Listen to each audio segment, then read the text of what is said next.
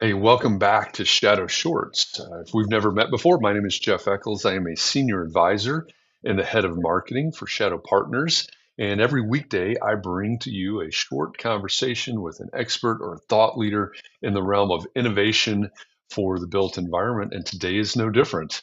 I am joined today by Danielle Dy Buncio. She is a co-founder and the CEO of VIATechnik. And I have had the opportunity to talk with Danielle about certainly about things technical, certainly about things in the realm of BIM and all of the things that AEC firms use to deliver their designs, et cetera. But recently, we were talking about the people, right, and how innovation and technology affects the people, and um, the people are a big part of the equation. And so I thought maybe we could jump into a conversation about not only innovation and technology, but the people Yeah, related to innovation and technology in the AEC and built environment. So Danielle, thank you for joining me and welcome. Glad you're of here. course. Yeah, thanks for having me, Jeff. Excited to be here. Excellent. So you're based in Chicago. We were reminiscing about Chicago things before we went live. Um, when you look out across the landscape, of course, you and via Technic, you're just immersed in technology and new technology, emerging technology. But as you were telling me, there are things like culture of innovation, and there are things like knowledge transfer, and how we're going to progress through the next generations in applying this technology and what it's going to mean. So, as you look across the landscape, what's your biggest concern about technology and the people that are involved? Yeah, so as I look across the landscape, VIATechnik's in an interesting position because we're hyper focused on the built environment, on the construction, the real estate industries, and how those industries use technology to advance their business outcomes. So as I look across the landscape and get that pulse on like what the owners care about, what general contractors Mhm. care about over and over and over again, comes up one of the industry's biggest problems right now is labor, is our people. And it's really interesting because I think when you talk to the C-suite at these companies across the industry, and maybe it's, even outside of our industry, and you start to ask, what's your greatest asset? What's your competitive advantage, right? What differentiates you from your competitors? It's the people. Right. But then if you ask a CEO, like what keeps them up at night, especially in the construction industry right now, it's also the people. And we are almost at this like precipice where some of the challenges in the industry is facing with people are like coming to a head. It's not sustainable, right? Like we have a labor shortage. And then compounding that labor shortage, we have an aging and like soon to be retiring workforce, right? And so that labor problem is going to only get more challenging. And so, from my perspective, I think it's time that the industry start thinking differently about how to solve those challenges, right? I think I think initiatives around recruiting the right people to the industry, recruiting the next generation, recruiting diverse talent, diverse ideas to the industry are vital, right? But that's almost like the baseline. And I think that now what needs to be added to that conversation is how technology can be used to solve some of those people problems. Um, and like happy to dive into that, but wanted to pause and see some of your thoughts first. I think those are great points, and when we think about the technology, one of the things that comes up all the time, AI is sort of the everybody wants to talk about AI. KP Reddy, who's the CEO of Shadow Partners, is I Okay, Jeff, I lost your sound for a second here. sorry, my mic cut out there again. No problem. Um, KP Reddy, who's the CEO of Shadow Partners, I get to field a request, and he gets requests probably once a week, once every other week, to come and talk to some group about AI. And a lot of people as we know, are looking, look at the OpenAI or ChatGPT Yeah, and yeah. tools that are out there, and they're wondering, is my job going to get replaced? Are architects or engineers, et cetera, are they going to become irrelevant because of AI? So that's an um, an easy thing to wonder about. But if we're looking at these things as tools and thinking about how our people can use these tools, as you're looking at it and saying, okay, well, these are the tools we build at VIATechnik. These are the things that we use.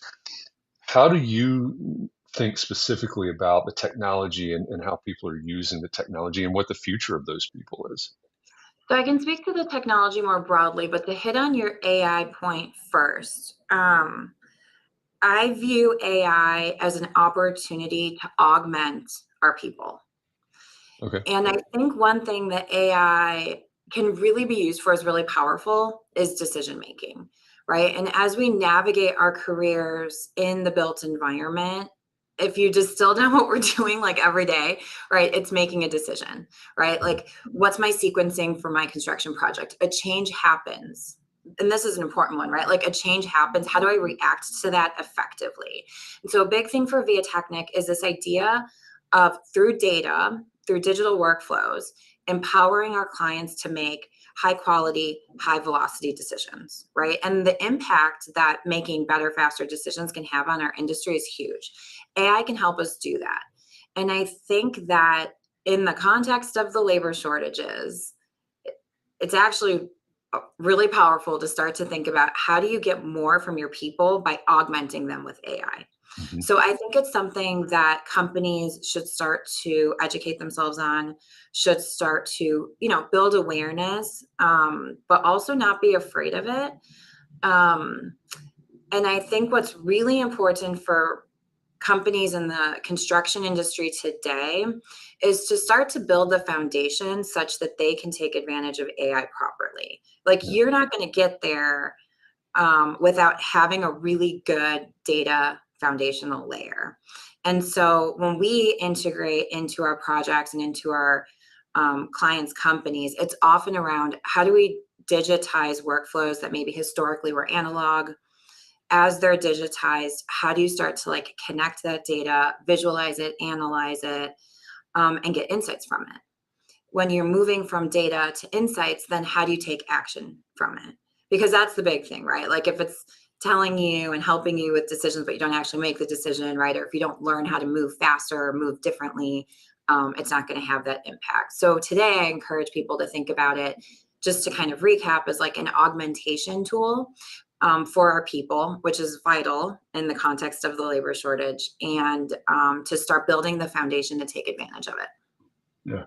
Those are really good points. And you're talking about decision making. And if we think about the value of an architect or the value of a contractor or the value of whoever it is, right, wherever they are in the realm of the construction and real estate industry, that's what clients are paying you for, Yeah, right? absolutely. If the clients had the knowledge and could make the decisions on their own, then they wouldn't need you. And so why not use these tools, as you said, as augmentation and help make better, faster decisions? That's bringing more. And the way that I'm looking at it is bringing more value to your clients if you look at it from that point of view. They're paying us for that decision making, for that knowledge, our insights. But really, at the end of the day, I think what they're also paying us for is the outcomes. True. And that's where we fall short sometimes, right? Like, I don't think we need to go into it too much, right? But like, it's every day that you see a project's over budget, behind schedule. What's Yeah. super interesting to me now is starting to see that it's people outside of the construction and real estate industries that are also talking about that, right? Yeah. Like, you'll see a Wall Street Journal or New York Times article about how mega projects fail to meet construction and schedule, right? Or sorry, construction budget and schedule. And so I think it's also really important to think about those outcomes. Yeah. Yeah. Well, and you were talking about data and insights earlier as well. And so if I have the data, right, if I have real time data that's showing me, my Gantt chart or whatever is sliding, that helps me in those realms, right? If I have the data, I have the insights, and now I'm making decisions based on that. gives me maybe a fighting chance to stick with budget and schedule, I guess. Yeah, absolutely. And so, I think from our perspective, we're really seeing those digital workflows and those data insights drive value, tackling people problems, I think in two major ways, right? So, sort of thinking about this problem like ahead of our call, Jeff. um, Two of the most powerful ways I've seen companies really move forward. One is feeding the field with accurate digital information so that very quickly they're building the right thing. They're building the right thing the first time, so reducing rework, and they're building it more efficiently, right? Which means that we're reducing the burden on our people and potentially even reducing the number of people we need on those job sites. Right. And so BIM 100% is the foundation of that. And I love some of the advancements that we've seen, right? Like the dusty robotics of the world that are taking good BIM information and bringing that to the field in digital ways. And so, that's something that we've really been thinking about. How through digital workflows do you problem solve ahead of time? How do you get from design to something that's actually constructible? And how do you get that information into the hands of the field quickly and efficiently?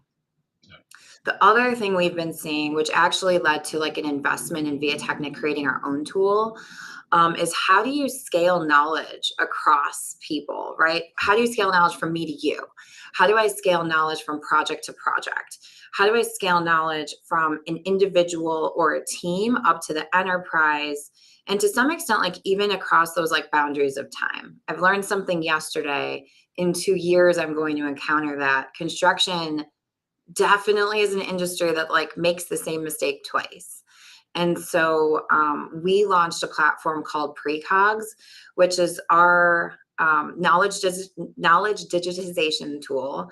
It's aimed at giving construction companies good insights, sort of taking what people are learning on projects and getting it out across the organization. And that's also helping drive better outcomes.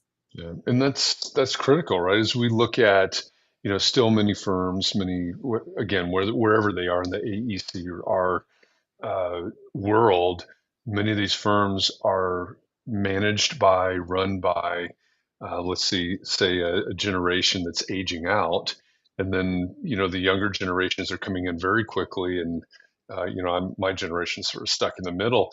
Um, so the younger generations are coming on quickly and moving up into these leadership roles, and will continue to. And there's got to be knowledge transfer, right? There's got to be the institutional knowledge and project knowledge and everything that you talked about. And I agree with you. I think that's going to be a critical need, probably for at least the next 5 to 7 years, I would think.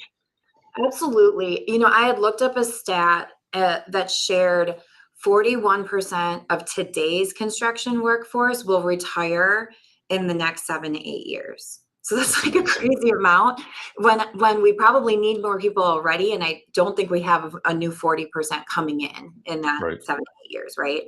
And so that's going to just compound the need to transfer knowledge. Um, and I think companies really need to start thinking like, all right, our people are our greatest asset. Our people are our competitive advantage. Well, how do you make sure that your competitive advantage doesn't like walk out the door, Hmm. right? When that person retires. We had a client that said something like, one of their seasoned superintendents, right? But one of their A players was retiring and they paid him for an extra 6 months to write down everything he knew. Right? Because they knew that once he retired, there were like exponential amounts of knowledge that were leaving their company, right? And so I love that that company took the initiative to do that, but there has to be a better way. And that Yeah. was really like the impetus for us to build this platform that just allows organizations to like scale that knowledge. And I think there's like another knowledge problem too that's probably less often talked about. It takes a really long time to learn in the construction industry, right? Like when I started my career, I started my career as a general contractor, project management, right? Like typical career path, project engineer, move up to project manager. My first job's like a year and a half. My second construction project's like 2.5 years, right? To go through 4 to 5 years of your job of your career in construction and maybe only be exposed to 2 projects, like, is a very normal thing, which means it takes a very long time to learn, which also means there's incredible benefit if it's not just like my 10 to 20 projects that I've been working on that's like feeding my actions in the field and feeding my actions as a project manager, but like those collective insights. And so I think that's like another way people should start sort of thinking differently about how to Yeah. tackle the people problem. Yeah, I think that's a great point. As you were saying it, I was thinking about projects and that I was involved with in my past life, and it's like, Yeah. yeah, there was one that I remember that had been in the office when I started there out of school, been in the office for 2, 3, 4 years, and I know that it didn't finish completion until maybe just about 7 years ago.